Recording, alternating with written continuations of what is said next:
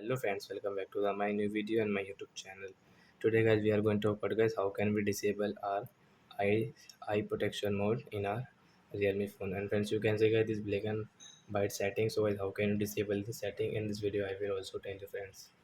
So before starting video friends, I want to tell you guys, if you need my channel and guys you are watching my video first time, so friend, first of all go and subscribe my channel, click the bell icon, like my video friends.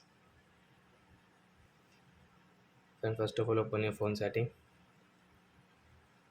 So friends, you can see this type of setting, then guys scroll it, and guys you can see your display and brightness. Tap here, again scroll guys, click on guys this eye comfort setting. Friends, tap here.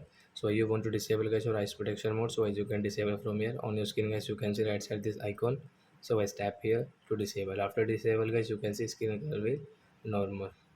So like that guys, you can disable your eyes protection mode in your Realme phone. So that's it guys, thanks for watching the video. We will meet on next video guys with new topic.